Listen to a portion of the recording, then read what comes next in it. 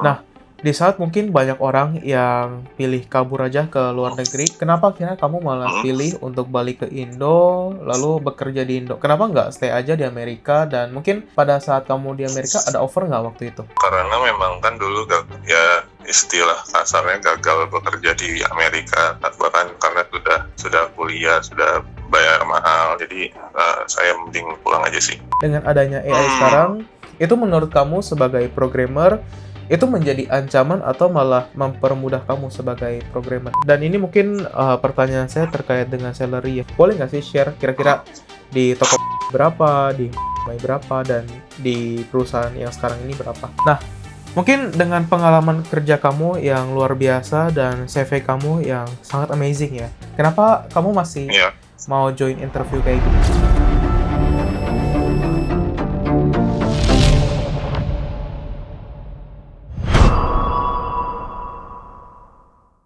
Halo teman-teman semua, welcome di Cari Kerja Show by Bantuan Ordal. Di kesempatan kali ini, gue akan menginterview seorang kandidat di mana dia lulusan Amerika, pernah bekerja di startup kebanggaan di Indonesia, dan punya pengalaman sebagai programmer di 3 negara berbeda. Seperti apa perjalanannya, dan kenapa akhirnya dia memutuskan untuk balik ke Indonesia? Saksikan terus sampai habis. Dengan siapa saya berbicara saat ini? Ya, saya dengan Pak. Oke, mungkin kamu boleh perkenalan dulu sedikit tentang diri kamu ya? Ya, jadi saya seorang back-end software engineer. Dan saya di IO, dan selama 5 tahun sudah menjadi software engineer dengan spesialisasi di bahasa Golang, dan juga membangun dan memaintain sistem yang high traffic sama high traffic dan high availability. Ada lagi? Iya, kira-kira saya juga dulu di 3 tahun di Tokopedia, dan waktu itu bertanggung jawab di search engine dari iklan, dan lalu pindah ke yang mana waktu itu market leader di e-commerce, khususnya di properti sama penjualan mobil, dan waktu itu juga berperan untuk membangun sistem review sama rating dari car dealernya. Itu aja. Oke, berarti saat ini lagi bekerja secara remote di IO ya? Ya, betul, Kak. Oke. Ini mungkin sebelum saya deep dive ke pengalaman kerja kamu, mungkin saya mau tanya terkait dengan seputar kuliah dan edukasi kali ya. Mungkin pertanyaan pertama saya, kenapa akhirnya punya decision untuk kuliah di Amerika?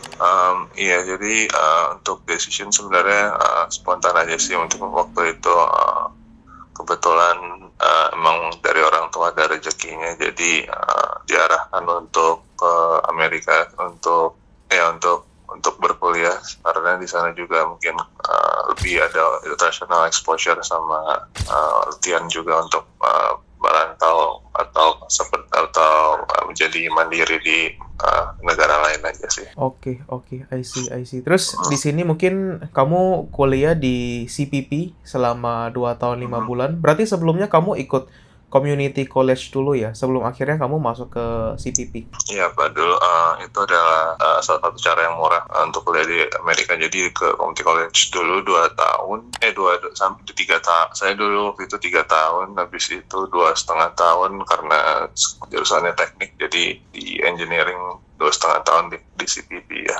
Kenapa akhirnya pilih CPP dibandingkan dengan universitas yang lain? Iya, dulu realistisnya karena biaya aja sih, Pak. Kalau waktu itu sekolah seperti UCLA, UCI atau UC Berkeley gitu cukup mahal, seperti kayak sudah 2-3 kali lipat lebih mahal. Berkenan buat share gak? Kira-kira selama kuliah di sana itu spend berapa? Ya, saya mungkin karena waktu itu juga alasannya juga itu sekolah teknik paling bagusnya di harga tersebut. Waktu itu sekitar 20.000 per tahun sih untuk yang di universitas. Jadi dengan kurs, waktu itu masih 15.000, 14.000. Jadi sekitar 380 jutaan per tahun. Tapi untuk sebelumnya kan community college, jadi itu seingat saya setahun saya spend kayak 90 juta aja sih untuk tuition ya. Ini menarik sih ya, lulusan Amrik dan biasanya orang yang udah kuliah ke luar negeri kan nggak pengen balik ke Indo ya. Kenapa ya dia pengen balik?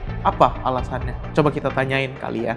Nah, di saat mungkin banyak orang yang pilih kabur aja ke luar negeri, kenapa akhirnya kamu malah pilih untuk balik ke Indo, lalu bekerja di Indo? Kenapa nggak stay aja di Amerika? Dan mungkin pada saat kamu di Amerika ada offer nggak waktu itu? Iya, dulu waktu di Amerika ada offer, cuma masalahnya emang ada immigration issues aja sih waktu itu. Setelah lulus sebenarnya emang dapat visa untuk bekerja, cuma pas waktu saya apply, yang punya saya emang ketolak aja sih. Jadi saya nggak mau ada masalah gitu di sana, jadi saya mending pulang aja sih. Berarti kamu lulus di Desember 2020? Iya, Desember 2020 ya. Oke, Desember 2020, lalu kerja di startup karya anak bangsa di Juni 2026. Itu kan mungkin ada gap Iya. sekitar 6 bulan ya sebelum akhirnya kamu masuk ke startup karya anak bangsa. Kamu pas Desember 2020 itu kamu sudah balik ke Indo kah atau gimana? Iya, jadi untuk masalah timeline,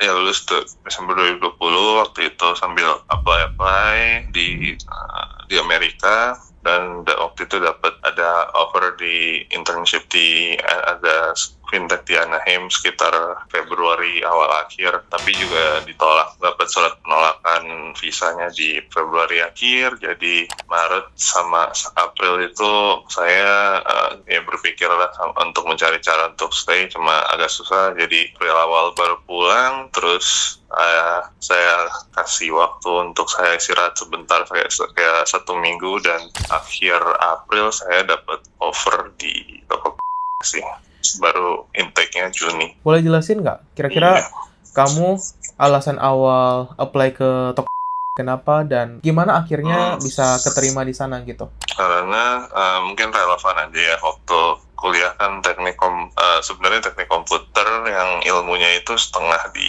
elektro dan setengah di computer science. Secara basically itu kan bikin hardware aja ya, bikin chip. Cuma memang ada ketertarikan di data science sama machine learning waktu itu sama. Jadi pas waktu kayak project akhirnya memang bikin proyek aplikasi yang bisa memprediksi suatu gambar untuk diklasifikasi ke sebuah kategori e-commerce. Contohnya sesimpel ada gambar misalkan sepatu, jadi dia bakal kenalin kalau itu kategorinya mungkin sepatu gitu ya. Jadi kan karena ada software dan mungkin exposure di data scientist, jadi waktu itu ngelamar posisi software engineering, kepanggil di toko, dan memang sebelumnya sudah sekitar setahun sebelum lulus sudah latihan untuk interview software engineering sih, seperti soal-soal coding, algoritma coding, dan juga untuk proyek-proyek software engineering emang sudah latihan sih. Jadi kebetulan memang timingnya cukup bagus ya waktu itu. Techboom 3 kali interview, lolos semua ya, jadi ke-hire sih. Oke, berarti ada 3 tahap interview ya? Iya, 3/5 gitu. Interviewnya apakah seperti hari ini juga atau gimana? Untuk stage pertama dan kedua sama terakhir sih seperti hari ini sih, saya kayak mencari ini selain skill sekalian hard skill, ya mungkin value-nya dari mana aja, orang ini background-nya dari mana gitu sih. Sebetulnya saya sudah lihat terkait dengan CV kamu sih ya, cuman saya jujur agak kurang ngerti terkait dengan programming. Di sana mungkin boleh nggak kamu ceritain secara simpel, kamu ngapain aja di sana, habis itu di sini ada banyak angka, itu maksudnya gimana?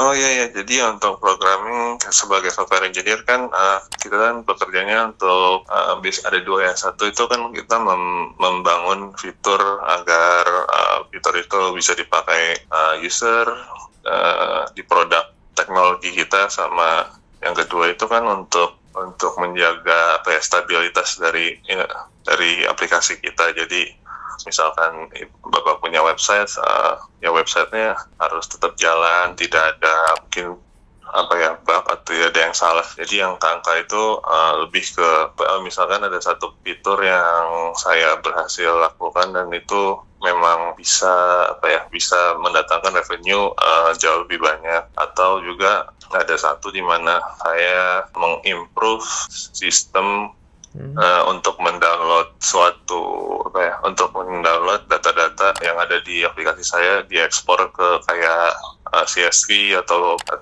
kayak PDF gitu, dan itu saya improve kayak 95% lebih cepat. Jadi kan user lebih lebih nyaman untuk menggunakan aplikasi kita begitu, Pak. Berarti untuk di toko sendiri kamu cuman ngurus bagian back end-nya doang ya? Iya, Pak. Ya, pure backend aja sih, Pak. Buat bagian front end itu bukan kamu yang ngurus? Iya, Pak, bukan, Pak. Jadi kalau teknologi company biasanya sih sendiri-sendiri untuk front end, back end-nya sendiri-sendiri sih. Terus di sini di CV saya ada lihat 31 million request per day, terus 25 million request per day. Itu mungkin boleh diceritain nggak? Itu maksudnya gimana tuh? Oh iya, Pak. Jadi dulu di megang aplikasi ini aplikasi pencarinya untuk produk yang diiklankan user Tokopedia sih, Pak. Jadi di Topets dulu. Jadi produk yang mereka berusaha mengiklankan ya jadi iklan produk. Nah, jadi sesimpel waktu itu kalau Bapak mau cari sesuatu di Tokopedia, misalkan sepatu, kan akan keluar banyak produk sepatu itu, dan beberapa itu memang dari iklan dari sellernya Tokopedia, yang mana mereka bayar untuk biar si produknya muncul juga di dalam hasil search engine itu. Nah, saya waktu itu ada di search engine daripada search engine daripada iklannya yang juga ada di situ. Jadi 31 juta request per hari itu artinya setiap hari rata-rata orang memakai mesin pencari dari aplikasi kita gitu, rata-rata ada 31 juta request sih, Pak, yang kayak sepatu apa gitu. Oke, 31 juta request itu mungkin kalau misalnya saya simpelkan, betul nggak seperti ini? Kayak contoh ketika kita searching di YouTube, nah itu kurang lebih ada 31 juta searchingan per hari gitu ya? Iya, betul, Pak. Betul, Pak. Mau video K-pop apa segala itu sekitar 31 untuk nationwide ya, di seluruh toko waktu itu. Oke, di sini kan kamu kerja di toko dari Juni tahun 2021 dan berhenti di bulan yang sama juga, Juni di tahun 2024. Dan toko itu kalau nggak salah diakuisisi sama TikTok itu tanggal 31 Januari 2024 ya. Nah, berarti kan kamu kurang lebih ngerasain tuh sekitar 4-5 bulan ya kerja sama Byte gitu kan. Nah, kerasa nggak sih perbedaannya sebelum dan sesudah diakuisisi sama TikTok? Mungkin dari cara kerjanya atau gimana gitu? Mungkin karena cukup singkat, jadi waktu itu lebih ke mungkin tools-tools yang kita pakai kita pindah ke punya Byte, punya TikTok punya. Untuk cara kerja jujur waktu itu masih sama aja sih, cuma mungkin beda toolsnya aja dalam bekerja. Kenapa setelah 3 tahun bekerja di Tokopedia akhirnya kamu mutusin untuk berhenti dari sana? Mungkin karena sudah 3 tahun banyak belajar, jadi pengen coba bekerja di negara luar, dan juga pengen mungkin lebih di company yang lebih kecil, jadi saya bisa lebih luasa untuk belajar start something dari nol gitu sih, Pak. Karena kalau di perusahaan besar itu kan dia memang beberapa hal itu memang sudah banyak yang disiapkan gitu sih. Mungkin setelah dari toko kamu kan ke MY, betul? Jadi betul, Pak. MY itu mungkin kayak marketplace atau Shopee-nya Malaysia gitu ya. Terus yang seperti yang kamu bilang tadi, itu mereka lebih fokus di properti dan juga penjualan mobil bekas ya tadi kalau nggak salah ya. Iya, sebenarnya lebih kayak OLX e-commerce sih. Jadi menjual jual barang bekas juga sih sebenarnya kan apa tuh kayak OLX gitu. Oke. Tapi memang market leadernya di situ sih, dua itu. Berarti dia kayak OLX versi Malaysia, terus jual itu nggak? Jual Iya. kayak produk-produk biasa nggak kayak di toko? Iya, tapi ya sekali lagi kayak lebih banyak properti sama mobilnya sih. Kayak OLX juga kan banyak mobil sama properti. Oke. Terus saya lihat ini pengalaman kerjanya cuma 4 bulan ya. Terus akhirnya pindah ke EOK.io di Tokyo. Nah, ini kenapa cuma 4 bulan, Jess? Iya, jadi mungkin sambil juga mencari-cari startup yang perusahaan yang mungkin lebih fit lagi ke saya sih, yang menurut saya fit ya untuk karir saya. Yang fit tuh waktu itu maksudnya mungkin yang lebih kecil lagi, jadi sehingga saya mungkin bisa lebih berkontribusi dalam membangun suatu sistemnya yang lebih dari nol lagi sih. Jadi waktu itu di approach di Jepang, dan memang lebih kecil lagi perusahaannya, dan waktu itu di interview dan dapat, jadi saya milih yang di Jepang sih. Oke, fit dalam artian apa nih? Apakah artinya dalam salary kah, atau jam kerja yang lebih ringan kah, atau gimana, Jis?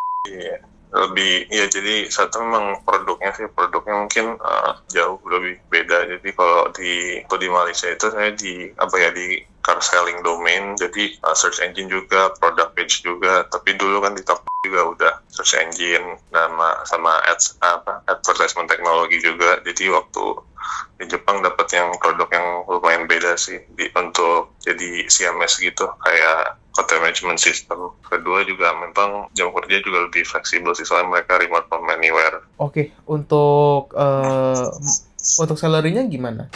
Salary ya kebetulan dapat yang lebih baik juga sih dari yang di Jepang. Tapi sama sih salary situation-nya kan bayar per bulan gitu. Mungkin pertanyaan saya sebelum saya lanjut ke EOK.io, itu saya mau tanya terkait dengan yang di Malaysia ini ya. Gimana cara kamu akhirnya bisa dapat bekerja atau dapat tawaran mungkin di MY?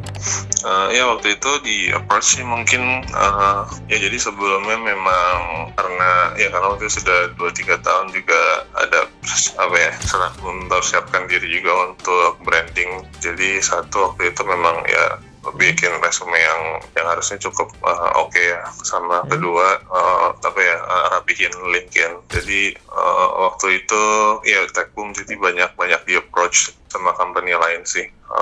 Ya salah satunya si itu 2024 Techwinter kapan ya itu, Jay? Techwinter, aduh saya lupa lagi kayaknya Techwinter tuh sekitar 2024an juga deh, 2003-2004an. Berarti meskipun ada Techwinter itu beberapa perusahaan kayak contoh MY itu masih nge-hire gitu ya, masih open hiring ya?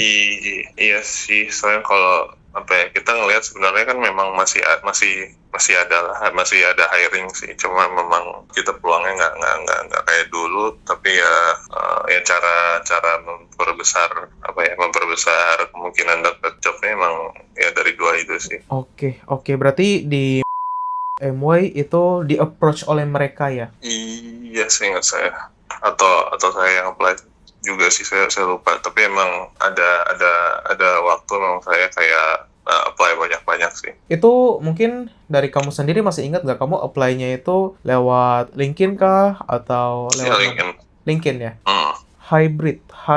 Berarti kamu tiap bulan pulang pergi dari Malaysia kah atau gimana, Jason? Oh enggak, waktu itu saya masih dalam probation, jadi situasinya masih work from anywhere dulu sih. Masih remote sih. Oke, berarti belum sempat buat belum pergi ngantor ke sana. office ya. Sebenarnya harus ada sekali ngantor di gedungnya mereka gitu sih. Kali ngantor dalam sebulan kah? 1 minggu. Dalam 1 minggu. Oke. Iya. Lalu mungkin di sini kan berarti kamu udah pindah ke 3 perusahaan yang berbeda dan 3 negara yang berbeda gitu kan. Indonesia, Malaysia, terus ke Jepang, Tokyo. Itu memang sudah di-planning dari awal atau secara organik aja gitu? Iya di planning sih, karena memang kan dulu ya istilah kasarnya gagal bekerja di Amerika, bahkan karena sudah kuliah, sudah bayar mahal, jadi salah satu skill yang dihargai secara internasional dan orang mau hire itu kan di software sama di data scientist ya, untuk IT seperti itu sih. Jadi memang by design sih. By design memang rencananya dari Indo mau ke Malaysia, habis itu ke Tokyo. Ya enggak sih, lebih ya sebenarnya yang terbaik yang bisa didapat aja sih. Emang kebetulan dulu banyak dapat teman-teman banyak dapat di Jepang sama Singapura atau mungkin Dubai juga ada, ya kira-kira gitu sih. Oke, di sini berarti kan kamu udah kerja di 3 perusahaan di 3 negara yang berbeda. Nah, itu mungkin dari kamu sendiri ngerasain nggak perbedaan budaya kerjanya gitu?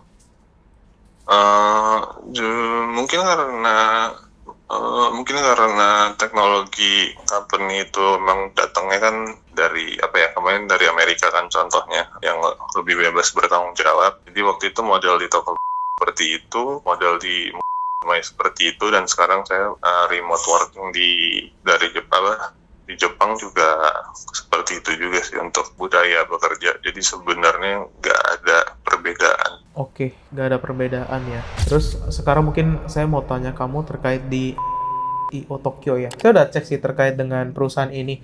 Ini berarti bergeraknya di B2B dan B2G ya? Iya, sama B2C juga sih, soalnya mau jadi software as service gitu. Cuman saat ini berarti masih di B2B dan B2G. Iya, B2G ya, government-nya mereka sih, klien banyak government.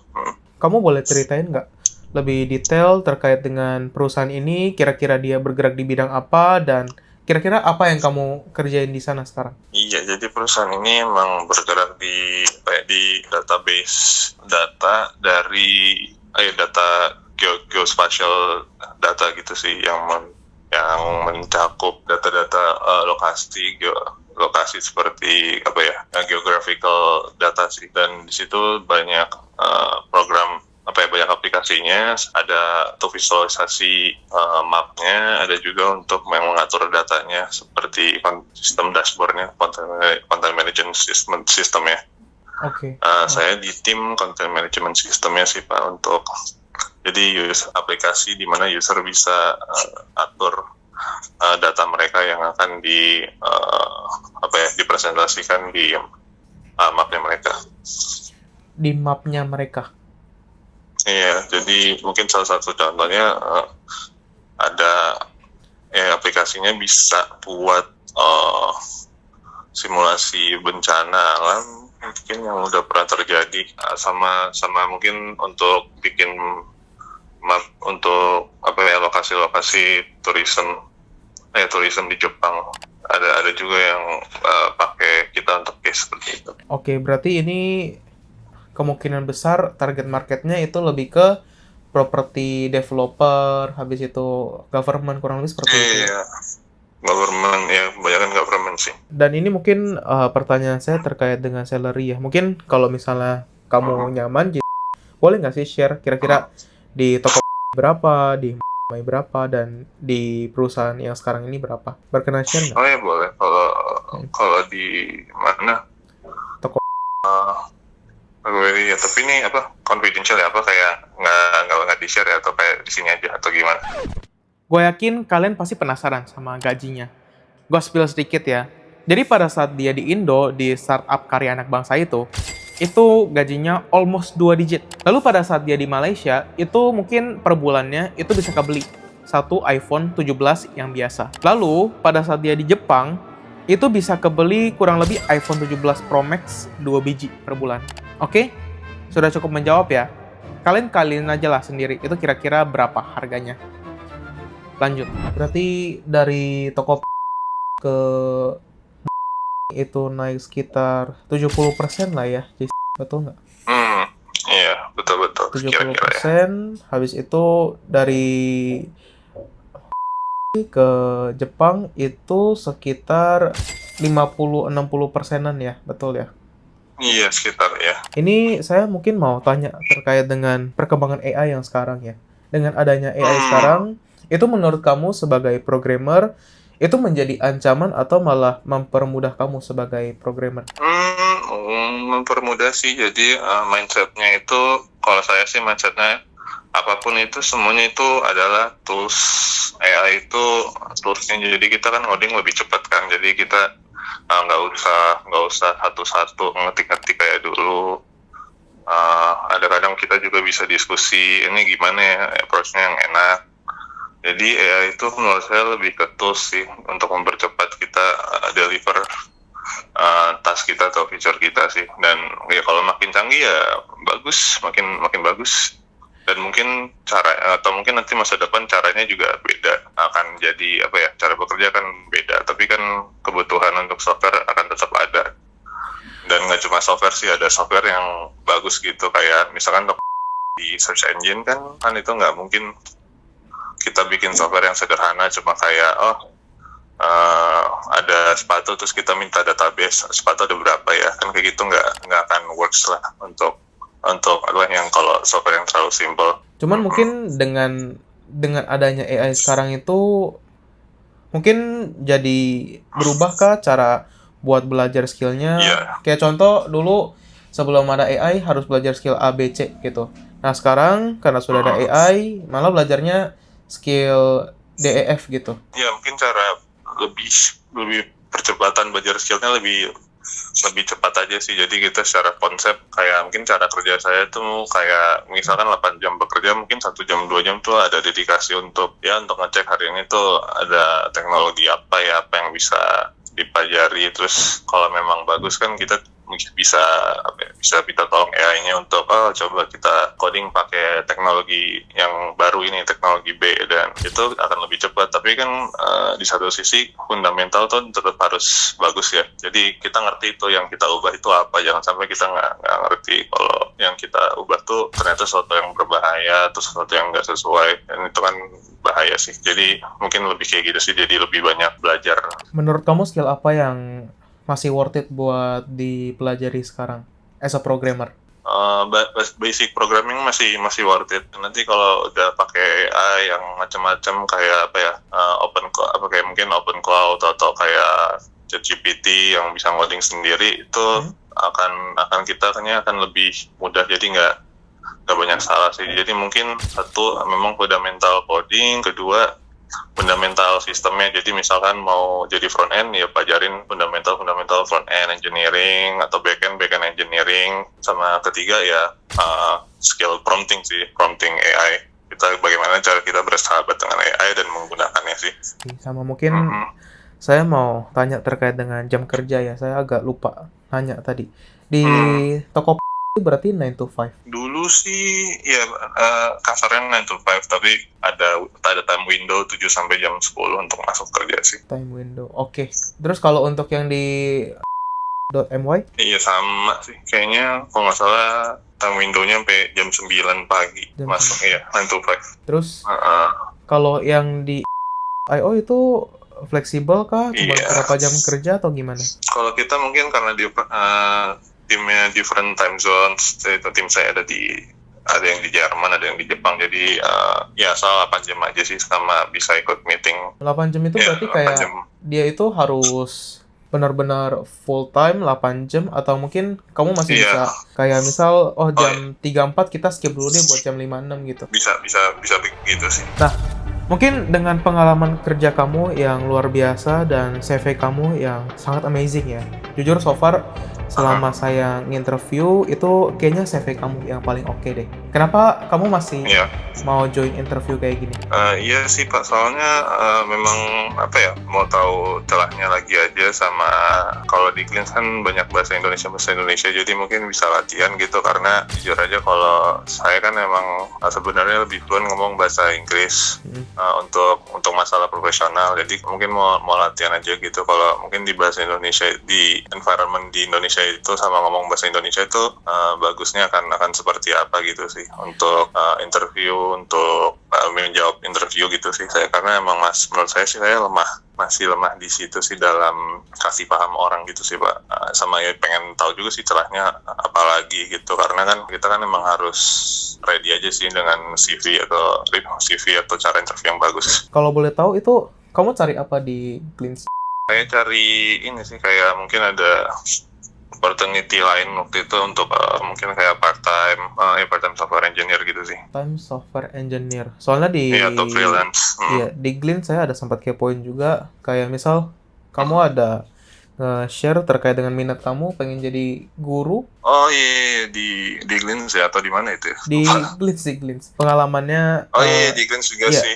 Ya, saya ada minat aja sih jadi guru atau guru bahasa Inggris buat part-time, tapi emang mungkin agak suka mengajar juga sih. Salah satu contohnya ya ada teman saya yang agak mungkin dia switch karir mau ke tech gitu, jadi nggak tahu, saya emang enjoy aja sih untuk mungkin ngajarin dia harus belajar apa aja sih untuk mendapatkan kerja khususnya di bidang teknologi sih. Oke, berarti di perusahaan Jepang yang tempat kamu kerja sekarang itu nggak ada masalah ya buat ngambil kayak part-time gitu? Asal ya itu aja sih, asal 9 jam. Asal 9 jam? Ya, saya kurang tahu juga sih sebenarnya. Cuma kan yang penting kan kalau full time memang saya komit ke situ sih secara profesional. Ekspektasi setelah selesai join dari sini apa? Apakah kamu ekspektasinya kayak contoh setelah join interview ini kamu dapat opportunity baru atau gimana? Pastinya bisa dapat opportunity baru aja sih. Ya sama mungkin ada cara resume atau cara menjawab interview yang lebih smooth gitu sih. Oke. Berarti bisa saya simpulkan kamu lagi open opportunity untuk sekarang lah ya? Iya, sama ya untuk latihan juga, karena kalau udah lama nggak interview itu juga kita nggak tajam lagi gitu sih. Jadi open opportunity buat jadi guru, habis itu jadi programmer, sama kira-kira bidang apa lagi yang pengen kamu tekuni? Itu dulu sih. Kalau misalkan mau ke yang lain kan ilmunya menurut saya masih belum ada. Oke, 2 pertanyaan terakhir Jess buat kamu. Kalau misalnya kamu bisa kasih advice ke diri kamu di umur 20, kira-kira apa yang pengen kamu bilang? Iya, mungkin advice-nya satu ya lebih berani mencoba hal baru ya, lebih adventurous. Kedua, lebih jangan takut salah sih. Ya karena waktu itu dari nol gitu, kalau salah akan tetap balik ke nol sih. Jadi ya itu aja sih, 2 itu. Oke, last question. Kira-kira plan kamu buat 5 tahun ke depan gimana, Jess? Iya, mungkin pengen punya kalau di teknologi pengen jadi engineering manager, jadi people leader, tapi di teknisnya untuk suatu company, sama mungkin punya side hustle, mungkin bisnis yang baik gitu sih. Oke, thank you ya atas waktunya, Jess.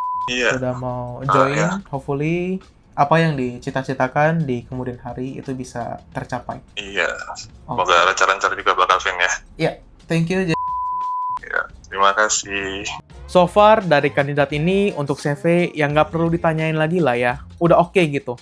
Dengan dia lulusan Amerika aja, habis itu pernah kerja di startup Indo, yang kalian pasti pernah pakai aplikasinya. Itu udah bikin para recruiter langsung tertarik gitu. Dan apalagi gajinya itu kan OTW 3 digit ya. Ya pasti udah nggak perlu diragukan lah, dan nggak ada kekurangan lagi dari CV-nya gitu. Dan mungkin untuk para newbie, teman-teman yang ada di rumah sana, itu kalian bisa banyak belajar dari contoh CV yang ada di sini.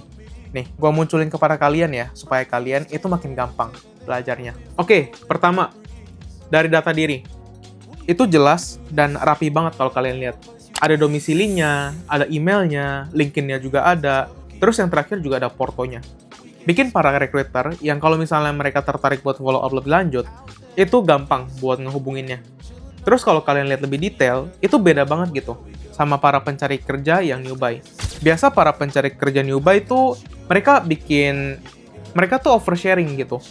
Masukin tanggal lahir lah, masukin golongan darah yang padahal tuh nggak relevan. Dan kadang bisa bikin blunder gitu kan. Dari data diri ini udah bagus banget, segini aja sudah cukup, jangan oversharing. Terus yang kedua, menampilkan work experience. Itu paling utama dibandingkan yang lainnya. Ini sejalan ya sama apa yang gue sering share gitu. Dimana pengalaman kerja itu bobotnya, penilaiannya itu paling besar. dan paling penting gitu. Jadi kalian harus taruh paling atas, dan kalau misalnya kalian lihat, semua work experience dia itu ada success story-nya. Dan juga angkanya itu ada gitu. Yang bikin para recruiter itu merasa tertarik, ya kan? Ada success story-nya, lalu pengalaman kerjanya itu ter-highlight banget. Habis itu untuk latar pendidikan, ini dia nulis satu doang yang which is good dan cukup banget. Gak harus semua pendidikan itu ditulis. Jadi banyak orang newbie itu mereka dari SD, SMP, SMA, terus kuliahnya ditulis gitu. Padahal kan nggak perlu ya. Untuk yang SD, SMP itu harusnya nggak relevan lah buat kerja gitu. Jadi nggak perlu ditulis. Yang perlu ditulis adalah pendidikan terakhir aja. Kalau misalnya nggak SMA, ya sarjana gitu. Lalu sisanya tinggal kalian masukin aja sertifikat yang pernah kalian dapat gitu. Dan yang terakhir itu tools-tools apa yang kalian sudah bisa dan kalian sudah pernah pelajari sebelumnya. Udah gitu aja. Simple, satu lembar, jelas, dan gampang buat dimengerti. Sangat bagus. Oke, gitu aja paling teman-teman untuk episode kali ini. Thank you buat teman-teman semua yang udah nonton sampai selesai. Sampai jumpa di episode berikutnya. That'll never change.